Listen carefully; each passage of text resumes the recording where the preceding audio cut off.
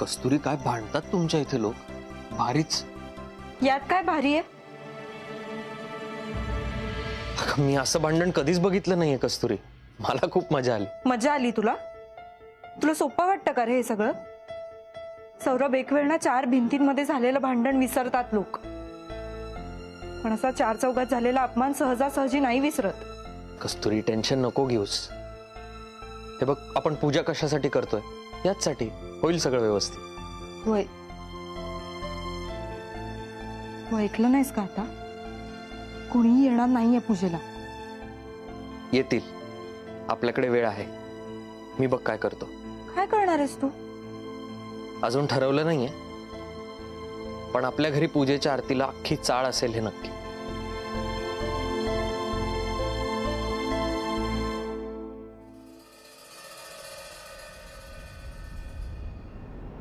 काय? नाही नको. तो हवालदार ना येड्या डोक्याचा आहे. कधी काय करेल सांगता येत नाही. एकाला तूच समजाव बाई याला. अरे माझ्या राजा, आई कमूच ऐक. अगं आई, त्या हवालदाराने तुझ्या राजाला मारताना बघितलं नाहीये अजून तू? तो हातात काय मिळेल ते त्यांनी मारतो तो. नाही नाही, नको नको. आपण दुसरा बघू कोणतरी. विश्वास नाही काही रक्त हाय का नाही तुझ्या अंगात? हा, त्या हवालदारानं तुझा एवढा अपमान केला, असा शांत कसा काय बसू शकतोस रे तू? आतनं जागा हो. ही एक लई मोठी संधी आलीये तुला त्या अपमानाचा परतफेड करायची. नाही नको नको, राहू दे. ते नंतर लय महागात पडतं. नको. समजत नाहीये? मागल्या वेळेला मी नव्हते तुझ्या बरोबर, या वेळेला शब्द देते. शब्द मम्मीचा शब्द आहे बर का. तुझ्या अंगाला काय, केसाला सुद्धा तो हवालदार धक्का लावणार नाही. अरे चांगली संधी चालून आलीये बाबा, सोनं करून घे संधीचं. ऐक. ठीक आहे, म्हणजे काय करावं लागेल? बाबा शाब्बास. काय नाही, तुला एकदम सोपं काम करायचंय. कस्तुरीला जाऊन भेटायचंय. कुठं? तिच्या घरी. हे बघ, गेल्या वेळी तू चुकलास म्हणून तुला शिक्षा मिळाली. या वेळेला तसं होणार नाही. काम एकदम साधं सरळ सोपं आहे. तुला कस्तुरीकडे जायचंय. असं काय तुला करायचंय की त्या हनुमंतला आतून राग आला पाहिजे आणि त्यानं पार तुझ्या अंगावर हात उचलला पाहिजे. काय? हे भारी आहे तुमचं. म्हणजे वाघाच्या जबड्यात हात घालून दात मोजायलाच सांगताय तुम्ही? नाही नाही नाही. विश्वास, तुझ्याशिवाय कोणावर जबाबदारी टाकू शकते रे मी या घरात? तू सोडून हाय का कोणी घरात जो चांगल्या पद्धतीनं ही जबाबदारी पेलवू शकल? सांग बरं. आणि काही एकच काम आहे बाई रे विश्वास. हा, अजून लई कामात येणार आहे मम्मी तुला. आता या घरचा एवढा पूर्वापार चालत आलेला बिझनेस हा कोण सांभाळणार आहे? तू का कोण? मी तयार आहे. पण तिकडं सौरभ असेल तर? अरे चल, तो काय नसणार आहे तिकडे. तो काय जात नाही कस्तुरीकडे. आणि तो तर घटस्फोट घेणार आहे कस्तुरीपासनं, माहिती का? म्हणजे एकदम भारीच झालं. म्हणजे कधी जायचं ते सांगा फक्त. आला आला आला बघ, तुझा मोठा भाऊ आला. चला कला. विश्वास लई दिवसांनी आलाय घरात. काहीतरी गोडधोड झालं पाहिजे बाई. चल तुझी मदत करायला जाते. गप्पा मारत बसा ना तुम्ही दोघं जण. आम्ही येतो. हा चल. काय रे, हा खायला आणू का तुला? काय पाठवू का वर? नाही नको. काय रे, तू कधी आलास? हे काय आत्ता? वाईट वाटलं. का? ते जे काय तुझ्या बरोबर जे काही घडलं, वाईट वाटलं.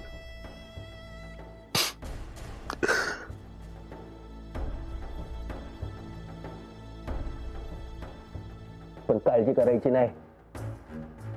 तुझा भाऊ आहे ना, मी आलोय आता. आणि जगात काही एकच पोरगी आहे का? लय पोरी आहे. मस्त आहे एकदम. काही काळजी करू नको. बोलू निवांत जेवण झाल्यावर. पण तू काही काळजी करायची नाही.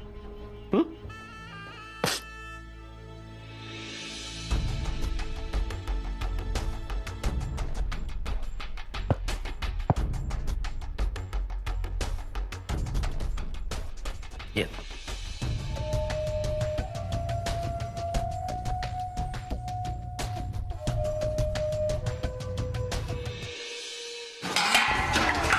अहो परत हिनं काय बोलू दे ना, मग दाखवतो मी काय चीज आहे ते.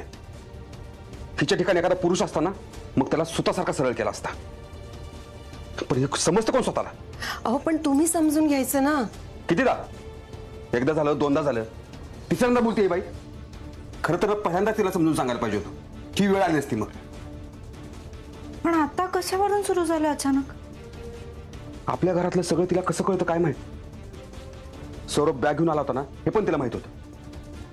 हे बघा, शेजाऱ्यांना असं बोलू नये. हे बघा, असले शेजारी असण्यापेक्षा ना नसलेले बरे.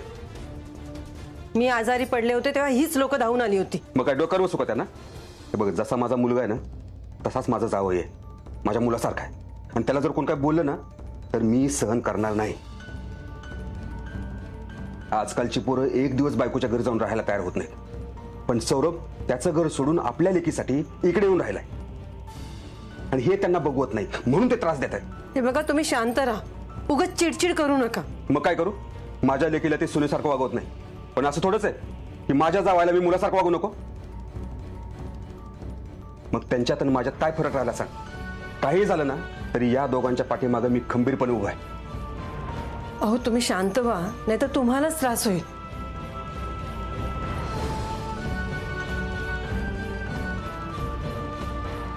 सौरभ खूप लकी आहे.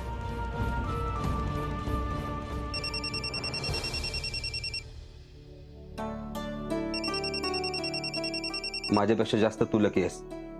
आता सौरभ गेला तरी त्याला तुझ्याशिवाय थोडा वेळ पण राहवत नाही.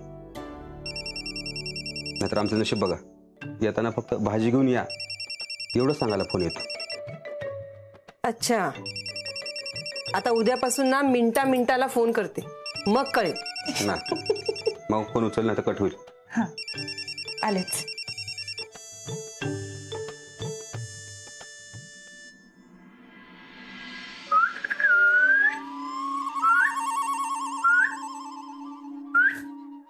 विश्वास, स्वप्नात काय फिरायला जातोयस का?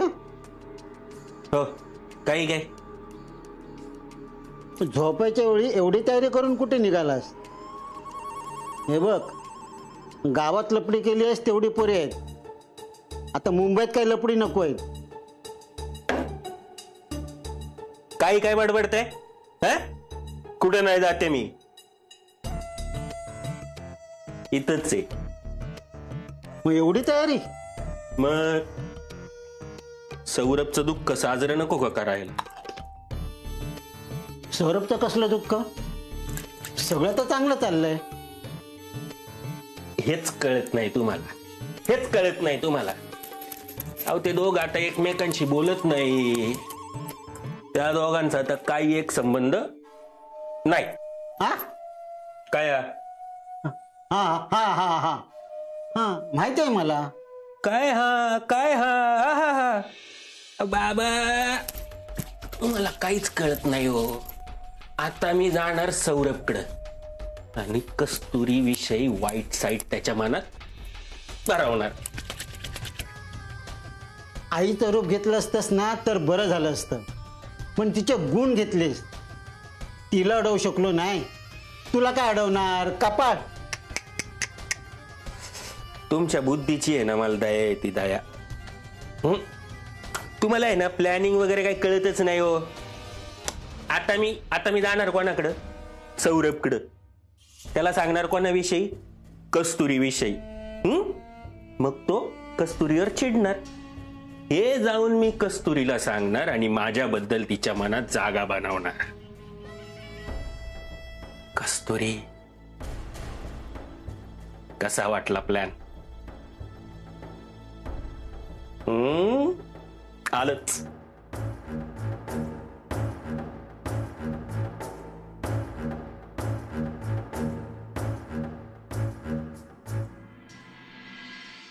आयुष्यात रात्र येतेच कशाला हेच कळत नाही. म्हणजे तू लांब आहेस ना कस्तुरी. तू आधी जवळ होतीस ना तेव्हा असं वाटायचं सूर्य का उगवतो, आणि आता तू लांब गेलीस तर असं वाटतं रात्र काय. गप रे, काहीतरी बोलू नको. अरे सिरियसली, तुला सांगतो, मी जर डॉक्टरच्या ऐवजी शास्त्रज्ञ असतो ना, तसं एक यंत्र बनवलं असतं. म्हणजे मी डोळे बंद करून टिचकी मारली की 2 मिनिटात तुझ्या जवळ आलो, असं कुठलं तरी यंत्र बनवलं असतं. ए सौरभ, बास हा, पुरे झाला फाजीलपणा. बरं मला सांग, घरी सगळं कसं आहे रे? कुणाला काही संशय नाही ना आला? अजिबात नाही. सगळ्यांना असंच वाटतं की आपलं खूप भांडण झालंय आणि आपण एकमेकांशी कधीच बोलणार नाही. एस्पेशली विश्वास. तो आला परत? आजच आला परत, आणि आला आणि डायरेक्ट माझ्या गळ्यात मिठी मारून एकदम इमोशनल होऊन रडला. पण सौरभ, अजून किती दिवस रे? कस्तुरी, अजून थोडे दिवस आपल्याला हे नाटक करावं लागेल. अरे विश्वास, ये ना, ये बस. ऐक, समजू शकतो, काय बोलू नकोस, अजिबात काय बोलू नकोस. चेहरा किती आनंदी ठेवायचा प्रयत्न केला तरी आत लपलेलं दुःख ते लपलं जाणार नाही. तुझं दुःख मी समजू शकतो, आणि हेही समजू शकतो की एखाद्या नवऱ्याला काय वाटत असं. आत्ता लग्न झालंय, बायको गेली माहेर. पण यात तुझी चूक नाही, यात तुझी अजिबात चूक नाहीये. ती कस्तुरी तशी आहे. ती ज्यावेळी घरात आली ना, त्याच वेळी मी तिला ओळखलेलं.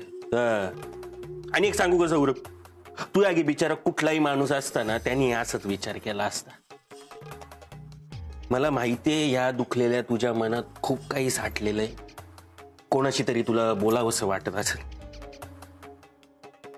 मी आहे ना, माझ्याशी सगळं बोलू शकतो तू. काही अरे भाऊ आहे मी तुझा. बोल. याला मम्मी आणि कला त्यांनी माझ्या मनात काय चाललंय हे शोधून काढायला तर पाठवलं नसेल ना? कसला विचार करतोय ना? विचार कसला करतोय? हे बघ, तू अजिबात टेन्शन घेऊ नको. ही गोष्ट फक्त आपल्या दोघांमध्ये राहील. या रूमच्या बाहेर जाणार नाही. अरे मी भाऊ आहे तुझा. विश्वास ठेव माझ्यावर. नाही, माझा तुझ्यावर पूर्ण विश्वास आहे. मी फक्त तुला सांगतोय, कोणाला सांगू नको. पण फसवलो गेलो रे मी. मला कळलंच नाही मी कधी कस्तुरीच्या आणि तिच्या बाबांच्या जाळ्यात अडकत गेलो. असं पटकन लग्न लावलं त्यांनी, मी काहीच करू नाही शकलो रे. मग ती कस्तुरी आपल्या घरात आली, खूप त्रास दिला तिने सगळ्यांना. बाबांना त्रास दिला, मम्मीला त्रास दिला, आपल्या सगळ्यांना त्रास दिला. पण आता माझे डोळे उघडले आणि मला तिचं तोंडही बघायचं नाही. ऐक, केवढा तो राग. शांत, एवढा चिडू नकोस. ते बघ, अजूनही वेळ गेलेली नाही. तू नव्याने आयुष्य सुरू कर. मी आहे तुझ्या बरोबर. अजिबात काळजी करायची नाही. दमला असशील विचार करू. आराम कर. थँक्स. येतो.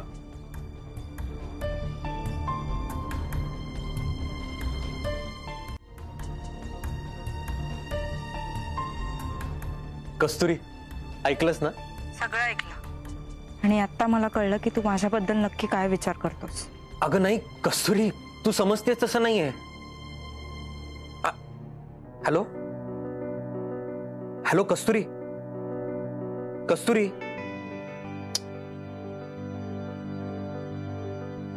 विश्वास बरोबर बोलत होतो ते तिला खरं वाटलं का काय? यार,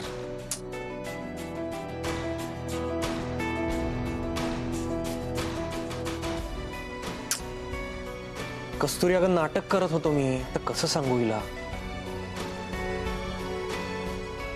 मी तिला आत्ताच जाऊन समजवतो. 12 वाजलेत.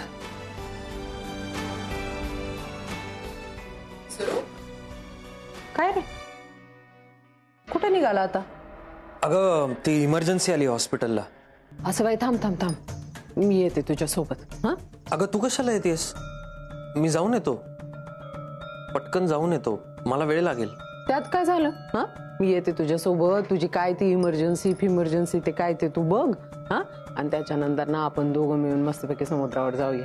किती दिवस आपण फिरायलाच गेलो नाही रे. हा, आणि ते समुद्रावर आईस्क्रीम येते ना रात्रीचं, ते पण खाऊन येऊ. चल. मम्मी अगं मला खरंच खूप वेळ लागू शकतो तिथे, आपण नंतर जाऊया ना कधी. अरे मला लागू दे की ढिगानं येळ लागू देत. कुणाच्या बापाची भीती आहे का आपल्याला? आपल्या मालकीचं हॉस्पिटल आहे, कोण तिकडे बोलणार आहे का मी थांबले तर? हा, चल. काय रे? अरे इमर्जन्सी आहे ना, चल की मग. अगं हो, गाडीची चावी सापडत नाहीये मला. आलोच.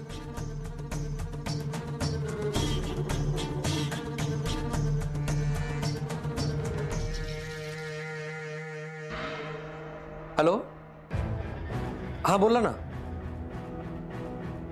काय सांगताय? प्रॉब्लेम सॉल्व्ह झाला? Very good very good. हा मग मी नाही येत, उद्या सकाळी येतो. हा बाय.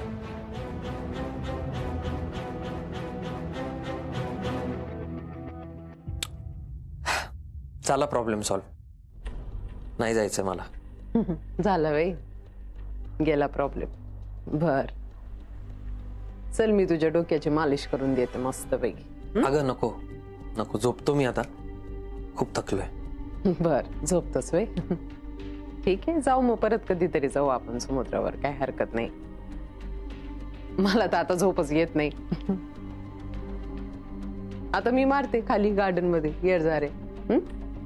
तू झोप शांत, मी आहे बर का खाली गार्डन मध्ये. झोप. Good night. आता बाहेरही जाऊ शकत नाही आणि कस्तुरीने सुद्धा फोन बंद करून ठेवलाय. उद्या सकाळपर्यंत ती माझ्याबद्दल काय काय विचार करेल देवाला ठाऊक.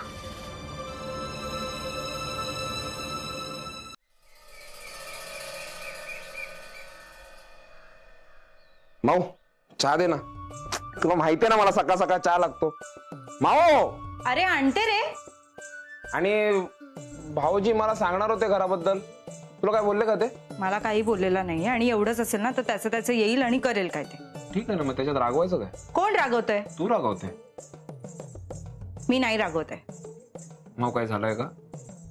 काय होणार आहे विजू? मग चहा दे की. माऊ, जावई बापूंचा फोन आला होता, कधी येणार आहेत ते? मला काय माहिती आई. अगं त्यांना नाश्ता करायला घरी बोलव. हा आई, त्याला यायचं ना तेव्हा येईल तो, नाही आला तरी काही फरक पडत नाही आपल्याला. माऊ मस्तपैकी चहा दे. आणि ऐक ना, तू जरा मला डायरी पेन दे, पूजाची लिस्ट करायची. उठ उठ उठ उठ लवकर जा. चल चल. का तुम्हाला कामावर नाही जायचंय का? जायचंय ग, जाईल थोड्या वेळात. पूजा 2 दिवसावर आली ना, म्हणून म्हणत आधी पूजेची लिस्ट बनवतो. आण लवकर. सौरभ तरी काय काय करणार ना. अच्छा. हा, सौरभने गुरुजींना सांगितलं का मी स्वतः सांगू? सौरभ तरी कुठं कुठं काय काय बघणार ना. आता सौरभला मी स्वतः फोन करतो. बाबा बास हो. काय सौरभ लावलाय सकाळपासून? तो तुमचा मुलगा आहे की मी तुमची मुलगी आहे? सकाळपासून जो येतोय तो मला सौरभ बद्दल विचारतोय. आणि आई काय ग, त्याच्या नाश्त्याबद्दल पडलंय तुला? मी नाश्ता केला की नाही हे विचारलं नाहीस तुम्हाला. आणि मी तर म्हणते काय गरज आहे पूजा करायची? कशाला तुम्ही एवढं कष्ट करून सगळं ठरवताय? त्याला आहे का तुमचा आदर? आपण कशाला करायचा मग? हो, भाऊजींना फोन करू काय? कर. विजू, याद राखा त्याला फोन केलास तर. आणि आता माझं ठरलंय, मला नाही राहायचं त्याच्याबरोबर. मी नाही राहणार आहे त्याच्याबरोबर त्या घरात, मी इथे राहणार आहे. अगं पण माऊ, ते तुझं घर आहे. म्हणजे हे माझं घर नाहीये का? नाही, तसं असेल तर मला आत्ताच सांगा. तुझंच आहे ना, किती दिवस राहायचं ना, तितक्या दिवस राहतो, काय प्रॉब्लेम नाही. झालं तर मग मी आता इथेच राहणार आहे. हो. काय झाले सर? सौरभ काय बोलला का? बाबा, मला आता त्याचं नावही नकोय या घरात. देवा, सौरभला लढण्याची शक्ती दे रे बाबा.